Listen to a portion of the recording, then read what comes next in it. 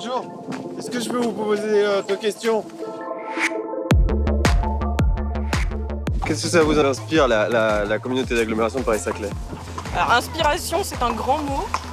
Paris-Saclay, ça me fait premièrement penser un peu à la Silicon Valley. Il paraît que ça va être très grand, très important. Beaucoup la recherche en fait. Le plaisir d'y vivre, on se sent bien. Très prometteur. Un pôle universitaire et technologique. Ça représente l'avenir.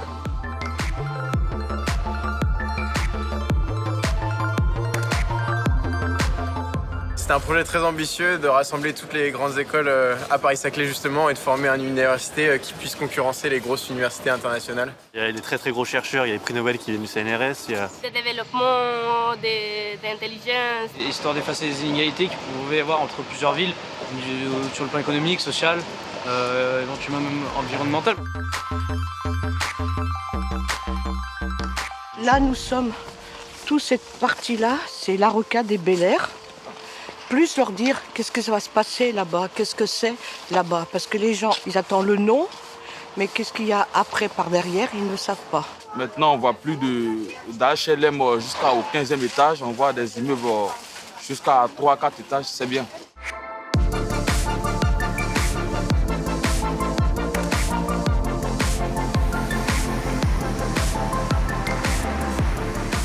Il y a beaucoup d'écoles, polytechniques. Beaucoup de monde. On monte presque 200 personnes au terminus. J'ai envisagé de mettre un téléphérique entre les deux plateaux. C'est sérieux ça? C'est raviver des vieux projets ça, mais ouais. D'accord. Vous imaginez que ça va ressembler à quoi ici dans 30 ans? 30 ans. Et un des projets phares du Grand Paris. Puisque c'est un plateau qui, il y a encore 20 ans, était complètement agricole.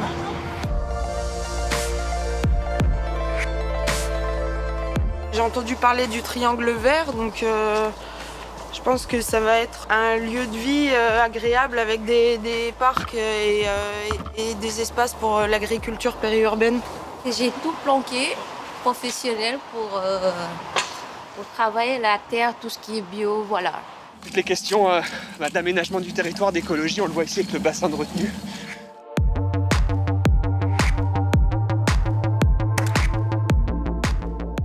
Qu'est-ce qu'il fait avec son engin là? Ah, c'est le micro. Voilà. Oui. Vous savez ce que c'est la communauté d'agglomération de Paris-Saclay?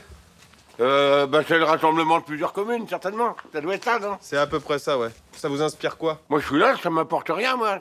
Qu'est-ce que vous voulez que ça m'apporte? Je sais pas, ça pourrait. Ça pourrait m'apporter en quoi? En amélioration de vie? Donc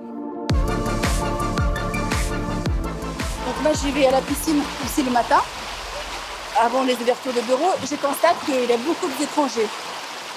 D'ailleurs, pas beaucoup de Français, les Américains, les Chinois. Et vous trouvez ça plutôt positif? Vous voyez ça comment? C'est mitigé.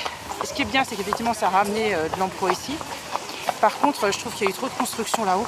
Je crains qu'il n'y ait que des bâtiments et que ce ne soit plus ce pourquoi on est venu ici, la campagne. Ça est un regroupement de diverses choses et diverses communes. Il y a les médiathèques, il y a les conservatoires, il me semble. Ça a apporté un peu de vitalité dans le sens que maintenant, à la médiathèque, on peut s'adresser soit ici, soit à n'importe quelle médiathèque de Paris-Saclay. D'accord. Je pense que c'est par rapport à la population, c'est un peu une plus-value. On n'est pas juste un habitant d'une commune, on est un habitant d'une communauté tous ensemble. On a des conditions qu'on n'avait pas avant, même plus profs, même plus élèves, pour tout le monde d'ailleurs.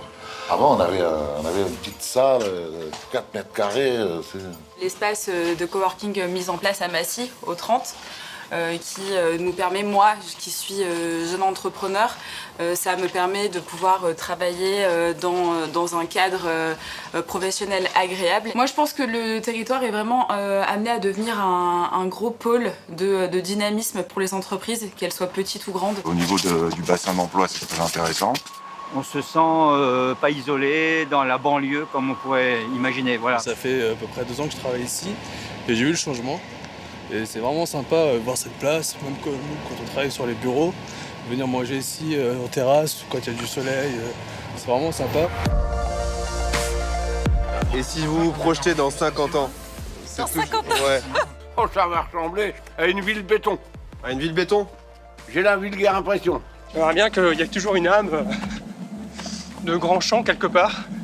Éviter le court-termisme, essayer de regarder à long terme, voir comment on peut préserver à la fois notre qualité de vie et l'environnement. J'imagine qu'ici, ça sera verdoyant. Et on sera tous dans des petits villages à cuisiner nos propres légumes qu'on aura cultivés dans notre potager. Un truc un peu ultra moderne.